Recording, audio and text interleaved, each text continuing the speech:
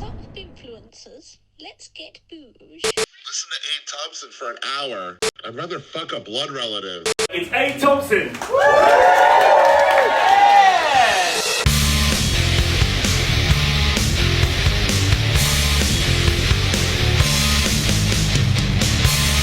Welcome to episode 174 of Abe Thompson and Other Disappointments, your twice weekly dose of all things awful, disappointing, shit, and more shit. Ridicule, rants, and roasts from me, your host, Abe Thompson. If it's your first time listening, Wednesday is usually the solo show where I rant my way through whatever's in the news or whatnot. And then Friday, I get a guest in, and we kick back, we open a beer, or a cheeky porn star martini, maybe an Advocaat, guys, whatever you're into. Nobody drinks Advocaat anymore, do they? It's like fucking Campari or Baby Sham. Just shitty drinks that your uncle asks for at Christmas, you know? Like, no, Ron, there's no Campari. No one drinks Campari anymore, you old bastard. Just have a speckled hen or something, or maybe just a coffee, because you've had 2 brandies already, and you know what you get like. One more drink, and you'll be getting all handsy with your great-grandniece again, and it's not okay. You need to stop doing it, Ron. Anyway, grab yourself a beer and join me for tonight's Friday night show with my guest, whom I am very excited to have on. I am sat here, literally, guys, I'm sat here with empty balls. I am so excited that he can join us. He and I go way back, like the seats of a Ford Granada. We first crossed paths in the bear pit that is the London comedy circuit. But prior to that, he was working in TV production. Since we both trod the same boards on the same stages back in the day, obviously I became a father and my children ruined my dreams. So between that and the pandemic, I got marooned in the middle of fucking nowhere and I started this shit. Podcasting, digital content, all of that stuff.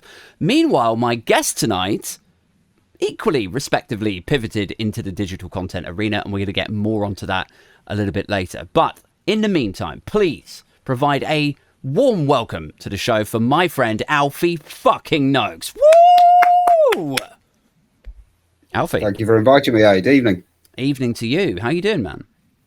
I'm well, thank you. It's good to see your 174th episode, you say? Yes, 174. That's fantastic. Episode 173 episodes warming up for me. I appreciate it. Well, yes. Yeah. I mean, I learned sort of, crowd warm up from the best. So let's start at the beginning, Alfie, because I mentioned sort of in the intro that you and I know each other from the open mic comedy circuit. But before the comedy, before you got into the MCing stuff, I don't know, like, I sort of feel like it's an interesting career trajectory for you, because so many of the comedians that I got to know on the circuit back in the day, invariably, like, the cliche was that they had kind of, I guess what you would call ish kind of like dead-end jobs, like they would be in customer service or they would be working in a cafe or something, whilst they were pursuing that, nighttime dream. Whereas you had this sort of really interesting TV production like backstory before you even got into that. So maybe you could you take us on that journey with you? Could you sort of fill in the blanks? Yeah, what were you doing, man? Yeah, but I should make it clear I was never a comedian. I was only the MC and the promoter and the booker of the shows. I never deemed myself a comedian. So I was just kind of putting those shows together. So there was a bit of an overlap from making shows for TV and then making live shows without any consideration of, particularly lighting, but certainly camera, audio and the like. It was a much simpler construct. But yeah, back in the day, I appeared on a TV show 30 years ago, and the premise for the show was called Movie Watch. Was they'd get kids, funky looking kids from around the country, where basically these are the people the films are aimed at, 18 to 25-year-olds, and then get them to review the films instead of like the crusty old film critic of the day back then would have been Barry Norman, and then get us to come to London, review the latest films and appear on the show. And I was a living, breathing human IMDb. I was an utter wild, crazed movie maniac. I just knew everything about films. And they liked me so much having appeared on the show, they offered me a job as a runner in the next series, which is effectively the one who answers the phones, picks up the post, makes the teas and the coffees.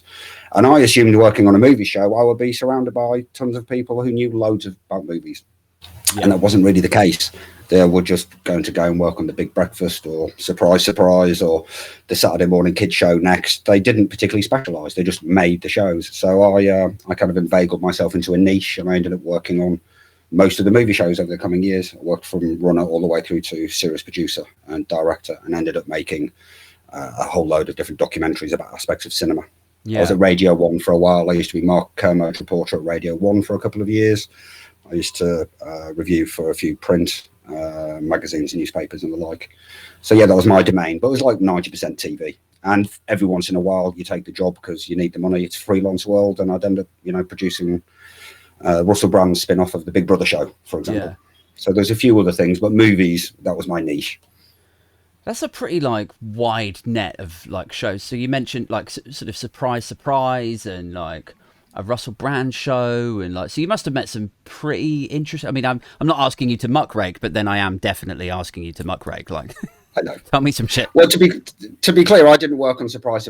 I was simply saying kind of the peer group of the production teams. There was kind of light entertainment, so they might have been on The Big Breakfast, and then they'd moved to Movie Watch, and then 3 months later, I used to work at Rapido TV. The sister office was Eurotrash. We made a show called Passengers. After that, we had another show called Frontal. So you move around as a freelance universe. Just to clarify, that was their niche. That was Rapido, not Pedo TV. It was they made the TV show Rapido that used to be on the BBC. That was kind of. Do you remember this? Oh, I remember the show. I just now, if you pitch that show, if you were it's called Rapido, they would just be like, no, it's not. Well, this is going back 30 years now. I mean, I worked at Rapido in the summer of '94, so I mean we're going back 30 years at this point. Yeah. But yeah, Rapido kind of owned youth, wild programming on Channel 4 back in the day. It was either Planet 24 who made The Word and the Girly Show, that kind of post pub Friday night, and their competitor was Rapido. Yeah. So you had these kind of this universe of production companies, and people would move between certain kind of niches, whatever their speciality was, whether it was daytime TV or scripted drama. Mine was kind of magazine shows and movie shows. And, if you get a half an hour documentary, you can do a deep dive. If you're just doing a 4-minute report about, people who run fan clubs for Radio 1, then you've got, 1 day to go and do the interviews and hand it over to the producer. So over the years, it was a whole scheme of, working up a 1-day shoot into a 3-minute piece for a show that went out on Friday, or it could be something for MTV that would go around the world, broadcast for MTV all around the world for 2 or 3 weeks. It might be. Must be quite interesting working in an environment like that, where that any crazy idea, something like The Word, man, classic anarchic television, MTV, Russell Brand's basic whole portfolio before 2 or 3 years ago. It's like these individuals and these production companies are places and people who you could say, do you know what would be fucking wild if if we did this, and then boom, greenlit, out it goes on Friday night. Well, that was one of the things I had when I worked on that show Frontal. They wanted to do a thing on legal highs, and this is going back to 2000, 2001. So again, more than 20 years ago. I'm showing my age here. But they wanted a spot on that show. This is early days in the internet. Most people really maybe had an email address within 1 or 2 years prior to this. That's how early it was. And I was tasked, they paid me over £1,000 that week to basically go and scour the internet for legal highs. And then we would put them on television, show people doing whatever I'd researched, and then finding out if it worked or not. That's amazing. So, you could go quite wild back then, but obviously the internet's taken over and people go far more wild on the internet than anything Ofcom will let them do now. That's it. It's those sorts of... I guess that's the sort of Godfather, that and Jackass, the sort of godfathers of internet prank culture, aren't they? You probably... Sorry, you were going to say? Well, just because you mentioned Jackass, I worked at Hat Trick TV for a while, who most famously make Have I Got News For You, but they're one of the most impressive and respected production companies run by a guy called Jimmy Morville. I worked there briefly on a hidden camera show, and the first week I was on production, they literally just sent me to a room with every episode of Jackass, and I think Trigger Happy TV. Yeah. And my job for the week was just to watch those and take inspiration, not steal, but take inspiration and go, these are our touchstones for the show we're about to make. Make sure we're not, inadvertently emulating what they've done, but take some inspiration. This is the category you want to be in. Yeah. So, there's a lot of kind of overlap in this universe. But again, I got paid over £1,000 to sit in a room and watch Jackass for a week. Yeah. There was a lot of perks to that job. That's fucking amazing. Do you think any of that that breed of cultural production or stepping outside the bounds of respectability, do you think any of that happens anymore? I'm not sure it does in TV. I'm sure it happens because the teenage boy audience will always exist, and then there's the older than teenage but still fairly puerile male audience that exists. I'm sure it's on the platforms that I personally am not on, which will be TikTok and certain YouTube channels that I'm just not personally privy to because I'm that much older. But 30 years, there's something. Fails videos on the internet are obviously hugely popular. They're a variation on the theme of laughing at somebody else's distress. One of my mentors in TV made it clear to me when we were doing one of those late night, word type shows. I never worked on the Word, but it was in that slot. Yeah. Made it clear to me that one of the things we had to do was to make anybody watching this at home feel that they were missing out, that there's a party going on and they aren't as cool as us, and this is where they should want to be, which to me felt quite cynical at the time. But as I kind of matured from like a researcher to a producer, I realized he was 100% correct. That was part of our ethos. And, when you've got £100,000+ per episode, and, I went off and did a piece with some British mercenaries for that show. Yeah. And I was wearing a shirt akin to this that day. I used to have long hair and like 8 earrings. It was kind of a grungy look, but with, those ex-paratroopers weren't mad about me. We had some direct action lesbians who were painting buses pink against one of the horrible Tory clauses against the gay community. You tap into all sorts of stuff. And at the same time, would link back into the studio and people are smoking dried banana skins and finding out it doesn't actually get you high.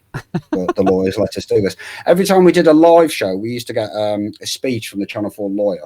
All the live shows I did were Channel 4. And Mark Lambert would come in and give us a speech and tell us what we could and couldn't do. Yeah. And it changed from the first time I did live to the second. And both examples was Chris Evans' TFI Friday. It was Sean Ryder, and he'd sworn at like 6:15 peak time Channel 4 on a Friday. Yeah, Ginger TV, Chris, Channel 4 all got fined and slammed and piled on by the Mail and all. And then they brought Sean Ryder back like the next season and made the biggest deal. Of course, he's not going to swear, which is just a red rag to a bull when you're dealing with Sean Ryder from the Happy Mondays. He immediately swore all over again. Yeah. And kind of screwed Chris Evans over. And this was a huge kind of lesson that everybody who worked in live is the key word here, broadcast TV, we had to be shown what had gone wrong before to make sure we didn't make these mistakes again. And we get warnings about, what I didn't realize certain language wasn't permitted. I mean, they were right to warn us. There's a traveller community that are referred to, for example, in films like Snatch. Yeah. You know who I'm talking about? Okay. Yeah. I didn't realize the P word that's often applied to that community is actually considered to be a racial slur. It's thrown out left, right, and centre in the film Snatch. But I just thought that was common parlance. And most of my colleagues felt the same way as well. Now, again, I stress this is 20 years ago. But if we hadn't been alerted to that, we might have actually inadvertently made something akin to a racial slur on live TV without any harsh intent or any meaning to do that. So they do try and keep you on the rails, but it's the push-pull between the creatives and the executives. It's the same as it ever was. Same as when you're making a movie. The producer's looking after the business side, the director's looking after the show side. It's the push-pull of show business. It's always there. Is there words that you can't say? Like, I mean, obviously there's the... Some words you can't say on television. Yeah. There's the... Without going through the whole George Carlin routine, but like, is there words that you can't say on live TV before the watershed that aren't the famous swear words? Like, can you say balls in that context? They've never been as defined as that, but they're savvy enough. They're grown up enough, at least in the area that I worked in TV. And I've been out of the game for well over 10 years now, let me be clear. I imagine those watershed laws have shifted because you've got the iPlayer and streaming services now. So it being on after 9 o'clock doesn't make a world of difference. You can watch it on your phone on the way to school the next day if you want. Yeah. So I'm assuming this stuff's been diluted. I'm not an expert, but they were always savvy to acknowledge it within the context that it was delivered. Yeah, that was fair enough, because obviously you could say balls and you'd be talking about beach balls and it's completely anodyne and it's daytime TV. Yeah, or you could say I'm going to slap you in the forehead with my hairy balls and it's a completely different feeling, isn't it? If you slap me in the head with your balls, it would be a different feeling. Yes, sensuous. Let's stay on track with your career then. So you did TV production. Well, you did the appearance, then the runner stuff, into TV production, and then at some point you said, you know what, this is all great. This is really glamorous. I'm getting to meet some super famous, charming people. I feel well connected with the A-list. But you know what I really want to do?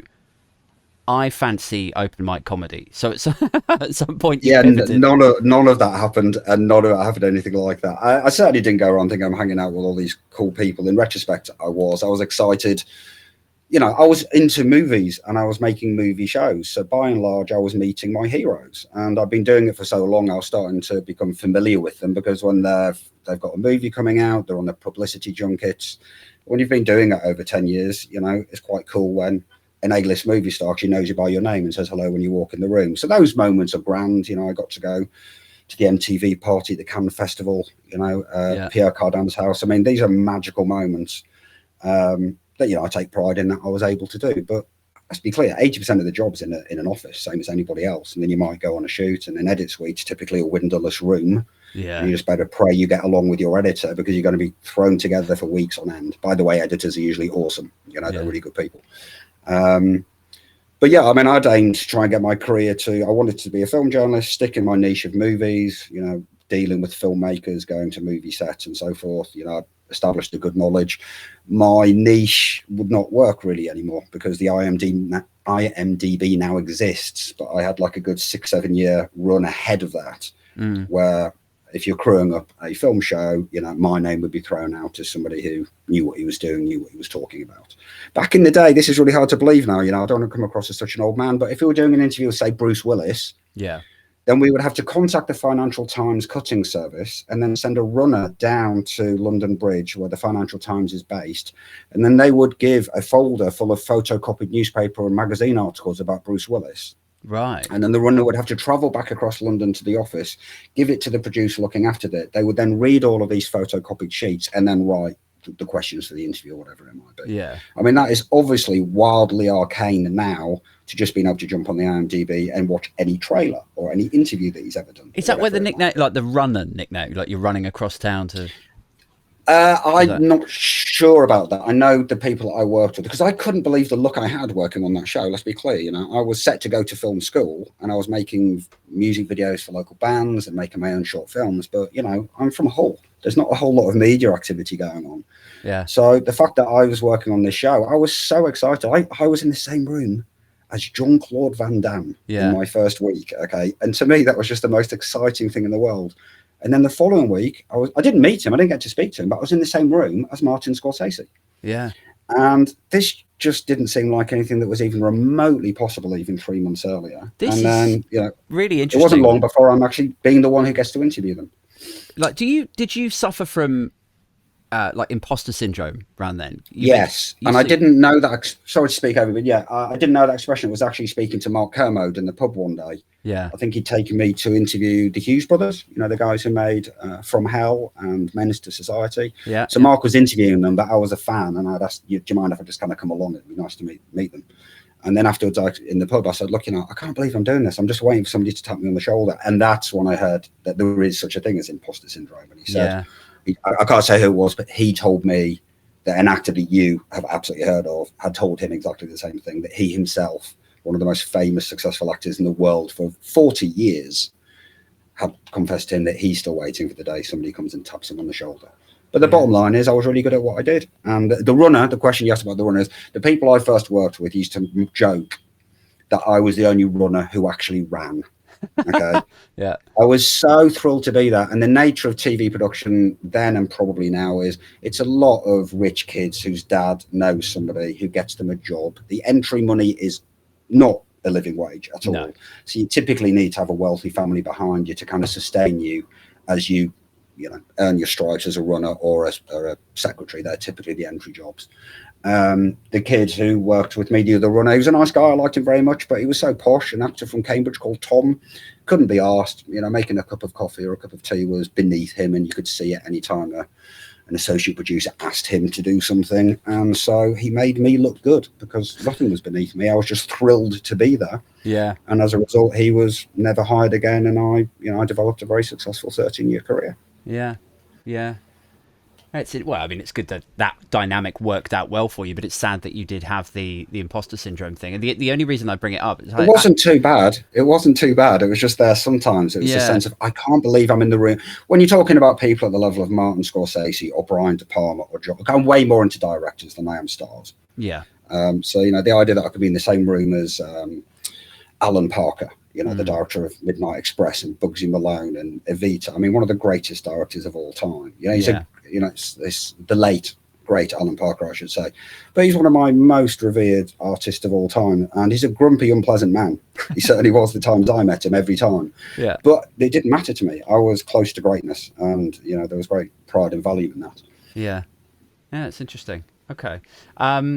Okay, so let's talk a little bit about your move into starting We Are Funny project. So you and I crossed paths around that time. I was at a point where, I think a lot of aspiring stand-ups get to this point where around the age of 30, everyone in your circle stops going out to get pissed quite so much. They pair up, they move out of London, or they have babies, and so then it's like, where the fuck did my social life go? So then, and at the time, I was slowly tiring of music production, but I still wanted to do something before me, and I thought, I'll go and check out a comedy night. And so I went into Dirty Dick's, just off Liverpool Street, where you... Oh, so it was my night, yeah? Yes, yeah. I'd been to another night in Waterloo once, and I had been to the Lion's Den one when it used to be in King's Cross. But yours was the first one I went to where I was like, okay, this is cool. Like, I feel home here. These guys are supportive. I've got talking to this chap over here. You gave. Was I the MC? I think you were MCing, and I got a video at the end of it, right? Which was at the time, like now everyone films everything on their phones, right? But at the time, to have that sort of 5-minute video cut, edited, and emailed to you was like, oh fucking hell, I can show this to my mates. So it was a really I don't know, it was a romantic punk rock time for me to kind of explore that and to be exposed to this world of like flyers and gigs and artists and fanzines even. And your night was a big part of that. But I know that we had very different experiences of the London open mic comedy world. I was able to operate quite selfishly in the sense that, you know, I'm a comedian. I'm going to test my material. I'm going to gig 3 nights a week. I'm going to do it's all about me kind of thing. You were a promoter as well as being an MC. So you're juggling different acts, people pulling out, you're juggling egos. It's like, do you look back at that period of time with the same punk rock fondness that I do? Or do you see it all as a big stressy cloud or... No, I really appreciate your kind of punk rock touchstone there. I like to think that 2 or 3 years at Dirty Dick's back in that era, you know, if there's ever such a thing as a history of the open mic comedy scene in London, which there probably isn't, but if there ever is, I'd like to think we were the CBGBs for that 2 or 3 years. Yeah, man. That was a particularly great venue with some great talent coming through and a good vibe. And we put on all those different formats as well. It wasn't just a standard open mic. I think we developed 14 formats to stretch you all. You've got to bear in mind, you're right, what you described there yourself as a comedian is every comedian's thing. You only care about yourselves. That's how it works. And maybe the clique of people you've decided to hang out with or aspire to. And I've got absolutely no problem with that. Yeah. So long as it doesn't get out of control, I have to, you know, obviously be to a degree the policeman in my own room. So if I see an act bullying another act, I've got to pull them up in it or stop booking them or whatever it might be if they're not reliable and they don't turn up. So I have to be a slightly more aggressive or forthright person than I might otherwise choose to be. Otherwise, you know, give them an inch and they'll take a mile kind of thing. You got to bear in mind, 400 people a month were asking me for stage time, and I was able to host maybe half of them. Yeah. But at the end of the day, there's a very clear distinction when I'm teaching the MCing classes or courses. You know, I make it really clear. The difference between me as an MC and a promoter and you as a comedian is simply this. Your first priority is you. My first priority is the show. Yeah, yeah. And I think most comedians figure that out soon enough, but some of them never figure it out. And they just can't understand why I'm making certain decisions because they're so self-obsessed. Yeah. You know, I've always been drawn to colourful, eccentric characters. So if those are your people, this is the place to be. That was the place to be. Yeah, I mean, there's definitely no shortage of fucking lunatics on Of course, the circuit, or at least there wasn't at that time. Maybe it was something about that era, that period, but no, there's the way I pitch it. I'm training in two guys that have basically kind of taken over the live shows for me. I'm still the head guy. We are Funny Project, but I've moved into new territories that we may or may not discuss. But as I'm training them in, and they've got the full range now, was just explaining, look, the thing, imagine you did 100 normal people of society. You just took a random sampling of 100 people. Yeah. I think it's reasonable to suggest maybe the very best of those people is literally a wonderful angel, a delightful, awesome human being. And the worst of them would be an awful scumbag. Well, in stand-up comedy, times it by 3 at both ends. There are 3 scumbags and there are 3 angels. Yeah. And that's what you have to deal with. So, for everybody that was aggressive or annoying or, start spreading rumors about you because you won't book them or whatever the hell it happens to be, you meet 3 amazing people that you just have such a laugh with after the show and during the show. And, yeah, it's all more than worth its while. But, I've been doing it for 13 years. So I've I've run my time on the stage, really. Do you don't miss it doing the emceeing at all, or? No. I mean, I'm still teaching live workshops, so I still get to go on stage and kind of throw it about on there while I'm kind of showing them what does or doesn't work, and maybe showing them what does work. Yeah. But no, not really. I'm 13 years older than I was when I began. So it's time for the younger lads, Luke and Paul, to take charge now. Yeah, fair enough. It's just sort of surprising because my memories of you, and you fair to point out that it was over a decade ago since we first trod the boards together, but. My memories of you were you like sort of leaping on the stage, not screaming in a sort of, I guess screaming in a slightly anarchic way, but yeah, sort of this this energy and this life on the stage that was no disrespect meant to any of the other open mic nights that were around that time, but it was there was a lot of what we call bringers in the open mic world, where it's every act has to bring along a friend to bulk up the numbers, which is fine, good for them, but that brings with it an atmosphere of like half the crowd are like, I'm only here because my mate's on, and they only want to see their mate, and then actually they kind of want to fuck off. So there's a sort of there's a we have funny projects and we've never run a bringer gig. So there you had that going for you. You had your energy. The venue was great, and I just sort of I think if I was running something like that, even if I wasn't doing the emceeing now, I would kind of miss it, I think. No, I haven't even been to. I've been to one show. We had our 10th birthday party show last week. Yeah, and that's the only show I've even been to this year. Yeah, of my shows, I've just give Luke and Paul a chance to kind of find their feet. They don't need to feel that I'm watching them or anything. It's time for a new generation to take over. I like to think of it as like Doctor Who regenerations. Yeah. We've had the me and Alex Martini era, and now it's time for Luke and Paul. Fucking hell, Alex Martini. How's he doing now? I haven't spoken. He's married. I know. Yeah, I saw he was married. He actually, did he message me? Did he like something a few weeks ago? Oh yeah, Sounds entirely like Alex to do something online. He shared my LBC thing back to me or something. He was like, or did he tweet it? I can't remember now. Anyway, what's up, Alex? If you're watching, I hope you're well. Okay, so let's talk about the sort of pivot from the comedy world into digital content. So one of the areas I was keen to sort of draw a parallel with you was so around the time that I became a father, and then the pandemic hit, and it was like it made sense for me to kind of focus a little bit more on online stuff. I thought, fuck it, I'll start a podcast. Everyone else is, so maybe I've missed the boat, but let's give it a bash. And sort of getting into TikTok and politics and so on. You kind of made a similar pivot, but into a different arena. You didn't go the podcast route or anything. You were like, you know what? I've learned a shit ton emceeing and running nights. Maybe there's an audience for this, and I could look into doing courses and educating people. And so let's talk a little bit about that. How's that gone? Yeah, it's going well.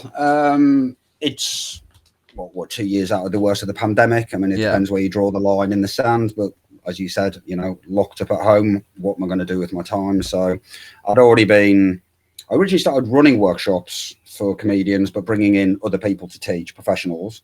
Yeah. And then just by definition of producing those workshops, I'm watching every workshop, and then I have the privilege of going on stage and doing what those teachers said you should never do, and finding out they were always right. Yeah. and then doing what they do and finessing. I was already a pretty good MC, but then I got to finesse by taking the advice from some of the best in the country. So I got to do all these workshops and then have the stage time to apply it, not just in 5-minute sets or 10-minute sets. I'm on and off stage 20 times. Yeah. You know, I've got like 30 minutes of stage time every 4 nights a week for years. Yeah. So I was able to apply all of these things. And, you know, we had comedy storytelling, character comedy, musical comedy, MCing, writing comedy for radio, television. I think, again, 12, 13, 14 different workshops. So I kind of accrued all this knowledge, and I figured I would turn it into an online course. And I launched a YouTube channel as well, which meant going through a lot of archives of We Are Funny project shows and then reaching out to some people that have gone on. Some of them have gone on to be very, very famous indeed. And some of them were very gracious and saying, yeah. We didn't even talk about like who actually came through like the We Are Funny project. So like, let's name drop. Let's shamelessly name drop. I'll leave that to you. I'm gonna. So I remember. Did Jamali Maddox? He did We Are Funny, didn't he? Oh, regularly, yeah. Yeah. Like this is. I think Jamali did his first headline spot, MC spot, and paid spot with We Are Funny. I think. Yeah. His first MCing was amazing. He almost killed an audience member. It was really quite remarkable. I thought he you almost killed an audience member. Jamal is not the type of person to heckle. No, probably not. But like, I thought you were going to say he almost killed, like, you know, that night he almost smashed it, sort of thing. You're like, no, he almost murdered someone. We could always see how good he was from the beginning. Yeah, clearly talented. One of these. I used to fucking hate that expression where people would say like, the guy's just got funny bones. Like, but it's. I don't know if it fully encapsulates what he has, but he's just got a natural tone and vibe and expressive nature. His attitude. Yeah. He's got the smartest attitude. I would say, I think I've got some lovely statistics for We Are Funny, if you care to hear them. As I say, we've just had our 10th birthday. I was doing it for 3 years before it became We Are Funny. Yeah. It kind of morphed into that. We've put on something 1,800 shows. I've emceed over 1,000 myself. We've had about 10,000 people performed now with We Are Funny project, and altogether it's something like 30,000 5-minute spots have been produced by We Are Funny. So I've been able to observe these people through their various arcs. You know, the person who does 3 of them and then spends the rest of their life telling people at dinner parties they used to be a comedian. And then, you know, I've seen the people that, you know, you just think are never, ever, ever going to get there. But they're nice to chat to off stage, and, you know, God loves to try, you know. And then 4 years later, all of a sudden something happens and they become amazing. Yeah. And then occasionally, very occasionally, I think it's fewer than 20 people in the 10 years where you just see them. Again, I'm not going to name names, but I'm super proud that 3 of the top comedians in this country now did their very first gigs on my stage. Over 500 people have done their first ever gig on my stage, brought on by me. Yeah. So I've seen people go from, you know, the nerviest of gigs, that first gig, all the way through to, you know, the kind of celebrity. It's funny, isn't it? When you reach the top. You would think that having done the amount of MCing and having witnessed the amount of acts that you've seen, that you would be able to put your finger on like that guy's never going to get it, or that girl is, no, she's not a comedian. But you're right to allude to what you just mentioned a second ago about how sometimes you see people and you're like, oh, this guy's shit, like, and you just go back to your phone ignorantly, rudely, and then you see the same person only like 6 months later, and because they've been gigging like 5 gigs a week or something, and they're obsessing. Stage time is everything. And then if you learn some lessons, I thought there were definitely people that I would never. There's one acting member, so the acting is just going to be terrible forever. Oh, but damn. Other than that, throwing shade, Alfie.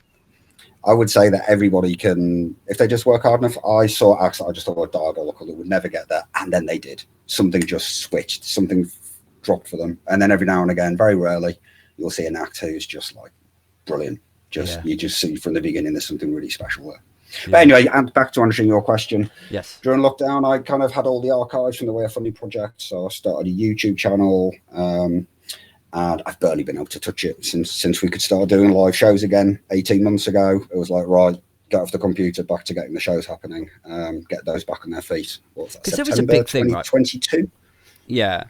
There was a big thing, obviously, through the pandemic where comedy and every other type of live performance, for obvious reasons, was effectively retired. It was like, right, done. You're not sitting in a crowd. You're not going to see a band. Fuck comedy. It's all over. And so there's this whole populace of London acts, I'm sure nationally and internationally also, but London acts were in my periphery where they were desperate to express themselves and to try the new idea. Like to cut it off would trigger post-traumatic stress, I'm sure, for a lot of comedians, because it's so ingrained, like it's such a deep part of them. And so what sprung up, you will know this, but just for the benefit of listeners, what sprung up out of that was this sort of weird, like, Zoom comedy thing where people would do online open mic nights, and it would be like a wall of, you know, like a conference call of face after face after face, and then, you know, only I, as the performer, would unmute myself. I would tell the jokes, and I don't really know how it would work. I didn't do one of them, but it was fascinating to see, like, something as fluid and just natural as putting people in a room and listening to a funny story and they all laugh. Take that and then try to translate that to something as soulless and clinical. It was, I think what you might be missing though was the community element. I didn't run any of those shows. I only took part in one of them, as it was a friend's birthday, but it was a way of the community staying in touch with one another. Look, yeah.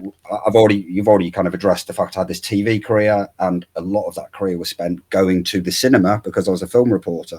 Yeah. So while I'm filming, editing, and then watching the movies, I spent so much of my life in front of the screen that when I got to the comedy universe, part of that was a kick against being in front of a screen. It's probably why I'm not mad on social media. And I'm all about the live experience. Yeah. And so all of a sudden, those two worlds clashed. And what will be hilarious in a club, and it is hilarious in a club, if you filmed it flat out and just showed it to somebody, you will lose at least 50% of the power of that. It could literally come across as not funny, but with everything, with the context and the energy of the room and everything that happened, it can be a massive, massive laugh on the night. There was a huge disconnect between the screen and the live experience. And I've spent the last 13 years investing myself into that live experience. Yeah. And then going full circle with what you asked earlier on, and now I'm back to the screen because I'm currently, you know, creating these online courses for comedians, because I've seen so many people that have just kind of banged their head against the wall, or I can see what they're trying to do. It's not for me to go up to a young comedian and start advising them what they should or shouldn't do. And typically when they would ask me advice, if they were in their first 100 gigs, I wouldn't give anything. Maybe if there was something egregious, I would point it out to them. But by and large, just kind of find your own way. But after all of these years of doing this, I've realised, actually, I've got all of this knowledge. Maybe I can impart it and save a lot of comedians a lot of rookie errors. Because you see roughly the same mistakes over and over again. And when we've run the workshops, for example, we might be running a workshop on emceeing or comedy storytelling. And it's amazing how the acts still just want to hear something about hecklers from the tutor. Right. Like, hecklers aren't really that big a deal. Certainly not an open mic. You know, they really aren't very often of a feature. And by the time you make it to a pro room, you will have the skills to deal with a heckler. But it doesn't matter what course or workshop we're running. People always want to know about the hecklers. Yeah. So back to kind of the pivot, you came to making this amazing show, and I went to kind of going through the archives, contacting acts, asking if I could put their content up. I made the mistake at one point of not always asking, and I realised that was something I needed to remedy. And a lot of acts were very kind to say yes, but a lot of acts are like, no, I'll get killed for that content now. And they're right. The Overton window has shifted so much that, you know, in one case, he's an openly gay act. He's clearly a gay guy, and it's part of his set and stage and persona. But he wouldn't let me put some material up because he's like, they will cancel me for this now. And I didn't think it was that controversial, but actually looking back at it, he probably had a point. And as he has a professional career now, you know, he has something to protect that he didn't have back then. So I was putting together the YouTube channel, an archive, creating some kind of basic lessons for new comedians. And then that kind of led into making an online course that is, it's for sale. It's not just for 3D online courses. One for beginners, and I did one for MCs, which is a niche of a niche. Yeah. Teaching people how to kind of MC and maybe set up a night. It also shows you how to kind of set up and run a room. Whether you're going to be a guest MC is one avenue, or whether you're going to set up and run your own night is all kind of covered in that course. So can and you? I've just wrapped. Oh, sorry. I was just going to say. So like, I guess a non-comedy person's perspective of teaching people comedy might be like the challenge that you might get, or maybe you have got, is I don't think that funny is something that you can teach people. So what would you say to them? Yeah, I've had. That's a nonsense criticism. I've had this from some really high-end professionals that I really respect. People that were professional long before I was in the comedy business. People that I really respect.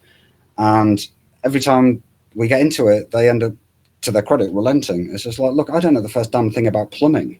Yeah. But if you give me 5 hours of the plumber and goes, look, here are the basics. Okay, when you connect this to this, and this is what this tool is called, and this is what it does. Yeah. The odds are the next time I have a leak in my kitchen, I'll at least be able to find the stopcock. Okay. Yeah. I can build from there, and at least my kitchen hasn't flooded. I can't take somebody who is inherently staid and unfunny and make them funny. I can't do that. No. They can do it, but I can't do it. What I can do is give them some principles, some theories to go, look, point out this way lies danger. Look, if you've only got 4 gigs under your belt, probably best not to go straight into the abortion issue or whatever the topic du jour is. Like, find your feet before you try and be an edgelord. You know, there are certain tropes of, you know, being somewhat appealing to the audience. Don't lose the audience as soon as you get on the side. Maybe ways to read the audience, how you're going to generate ideas and then flesh them out. Is it going to be a story? Is it going to be a bit? Is it going to be a chunk? So there's all these elements, as there isn't anything in this world. Whether you're a chemist or whether you're a chef, there's recipes and ingredients, and then you make something from that. So these courses are kind of predicated on showing people recipes, ingredients, and some kind of theories. Yeah. There's a real like science to it, isn't there? It's like, and it goes for both like the writing and the performance elements to it. So like the performance, you can get obviously a lot like more well versed at it. You know how to react to certain things. If the barmaid drops a glass at the back and it smashes after the first few times. Well, that's what the room's going to do, so you've got to be ready for that. Yeah. It's like the elephant in the room rule, right? You have to fucking acknowledge what just happened. Don't just ignore it and carry on with your routine, because everybody's already thinking about the smashed glass. They're not listening to your shit anymore. So there's stuff like certainly that. True of an MC. Say again? That's certainly true of the MC to address the elephant in the room. I think when acts are dealing in just 5 minutes, you know, I mean, it's worth pointing out, you know, people typically speak at 3 words a second. Yeah. So a 5 minute set, which in the London circuit is common currency. That's how long you've got on stage, 5 minutes. Well, that means you've got about 900 words. Yeah. Okay, when you're writing your set out, but you want something like 800, 850 for beats and pauses, applause breaks, introductions, all of that. You know, so when you're writing, you're a brand new comedian, you don't know that. That helps you figure out, have I overwritten? Have I underwritten? What do I need to edit it to? In regard to what you were just saying, my first course, the one for beginners, is designed for people who have either never performed or within their first 100 gigs, on the idea that they've done 2 gigs a week for a year, 4 gigs a week for 6 months. Yeah. And I find a lot of the acts who have got like 40, 50, 60, 70 gigs already believe themselves to be too advanced for this course designed for newer acts, but they're not, because they don't know what they don't know.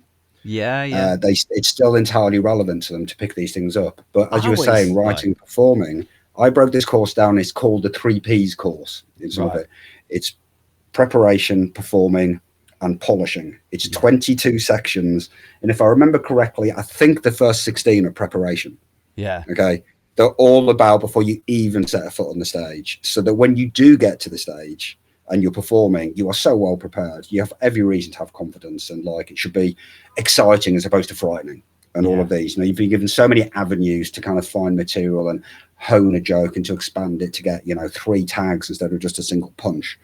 So it's all there for them if they decide to kind of follow the direction. I don't want cookie cutters. I couldn't make just the same comedians over and over. It's giving them ideas how to tap into their own observations. It's at the end of the day, every comedian is given their take on the world. Yeah. Okay. There's no way out of that. That's the way it should be. I'm just kind of highlighting to them ways that they might find ideas or attitudes. You know, go into the world and observe what makes you angry, what annoys you. Yeah. Okay? Pay attention to that. Okay, because that's going to be fertile material that you can turn into jokes. And now here's some ways of writing jokes. Yeah. Obviously, it doesn't cover every way because I'm not that good. Nobody is. But they're still very good functional ways. Yeah. And then I've just finished a new one, the advanced one, which is for comedians who are a little bit more advanced, stepping forward in stand-up comedy.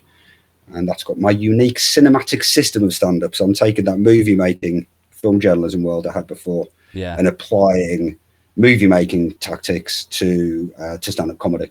Because every comedian is their own, what are they, their own director, producer, screenwriter, lead role. They've got to come up with the story, and then they'll be navigating things like marketing and publicity, competitions, critics, reviewers, agents.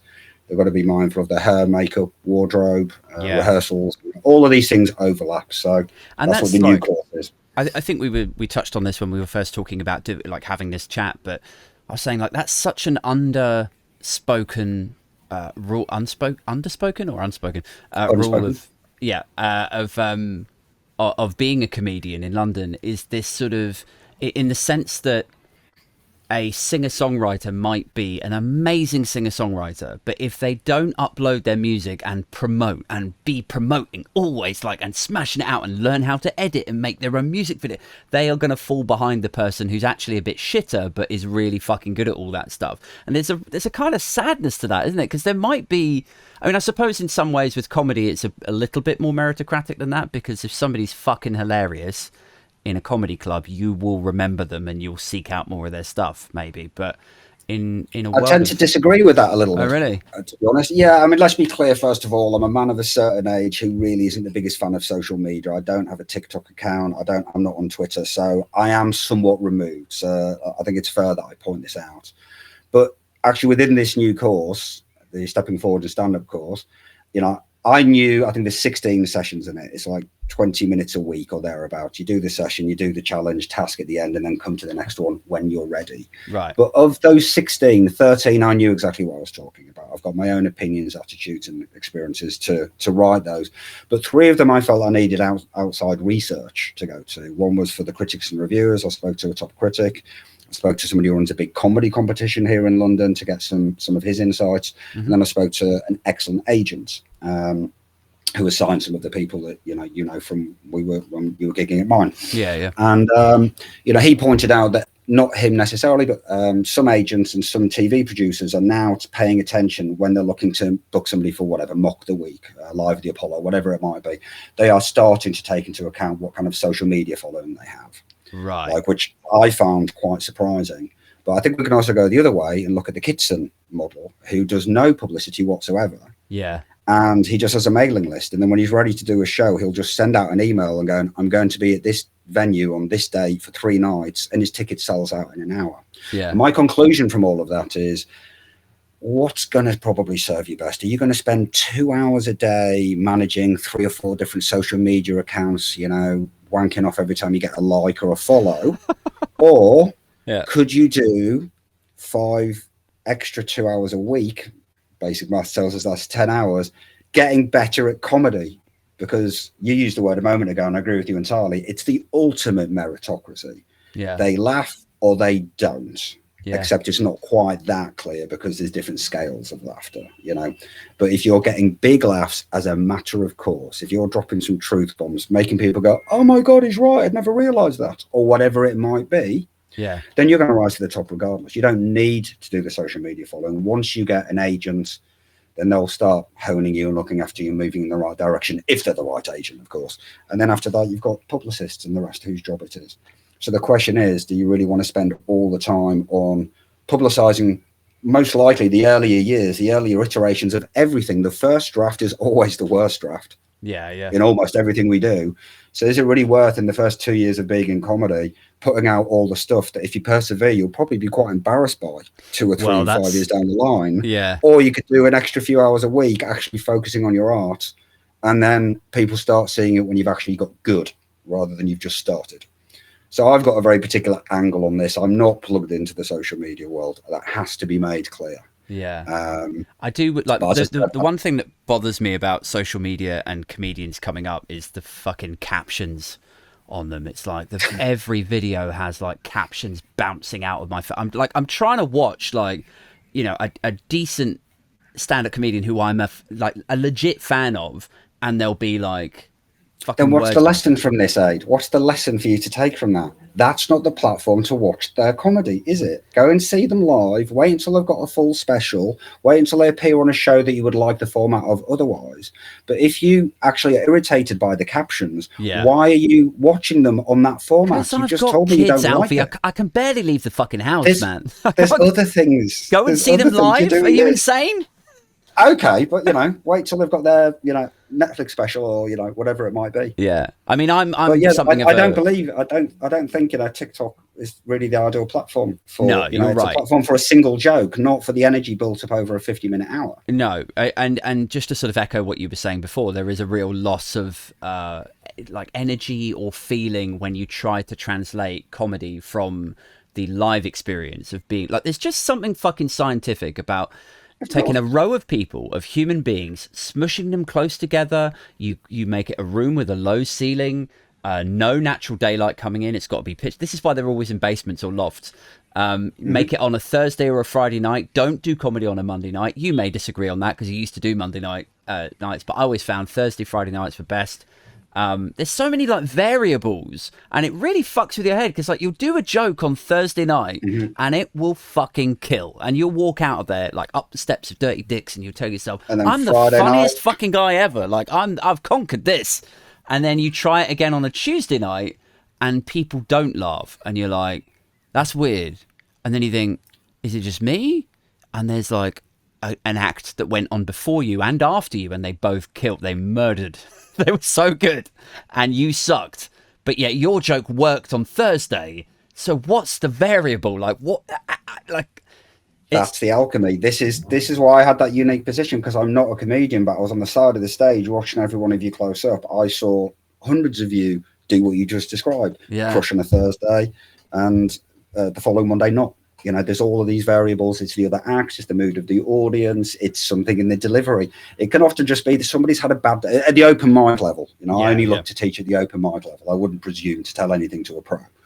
But there could definitely be something. The amateurs, open mic by definition, of course, is amateur. There can just be a thing where you've had a shit day with your boss, and you come in and you can't just quite shake it off. In my TV years, I was really quite amazed, particularly when I was at Radio 1.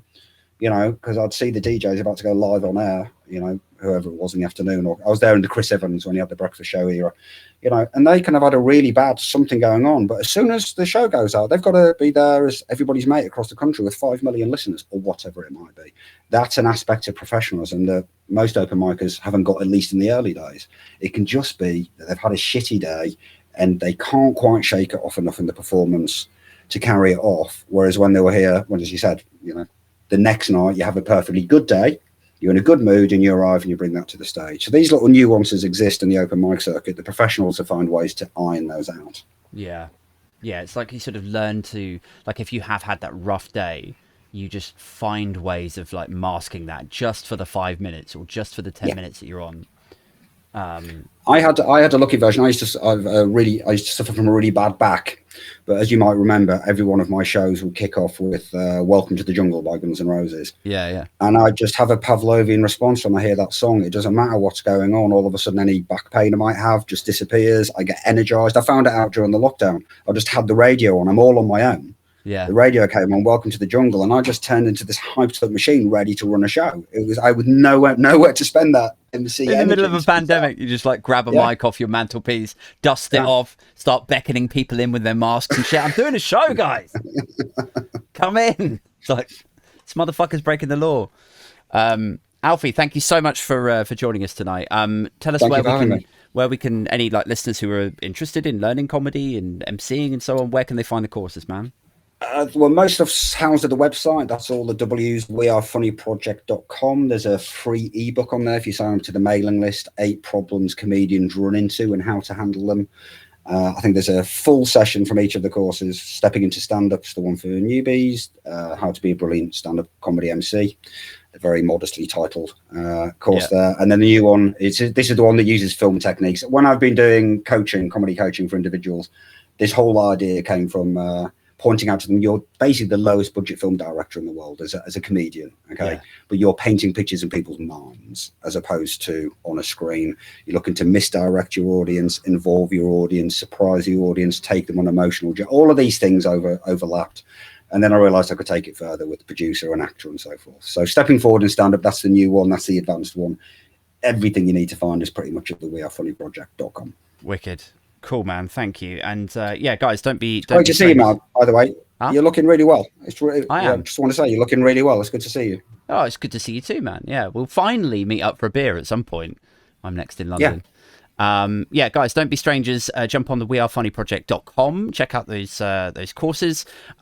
Just before I go, just want to say a quick shout out to the Patreons. Thank you so much once again for continuing to support the podcast. Big shouts to Kerry, Stuart, Rodri, Samantha, Eddie, Anthony, Ailsa, and Silent. Then we've got Sarah, Peter, Jeff, Kai. Congratulations on the new baby to Kai. Alex, Aaron, T-Rex. And then we've got Pingu, Matthew, David, Chris, and Bowman. Thank you so much, guys. I'll be back next Wednesday with a solo show in which I will no doubt be ranting, roasting, and ridiculing the coronation, which we're all being subjected to this weekend. And I'll be back next Friday with my guest Star B, who I've met on TikTok. She's really cool. She speaks about things from a sort of working class background, but also she is experiencing an illness that she's sort of overcoming and still doing marathons and stuff. She's quite an inspiring individual, so I'm super psyched to get her on next week and get her thoughts and feelings about life, love, and the universe, so don't miss that. Until next time, take care of yourselves. I'm out this motherfucker.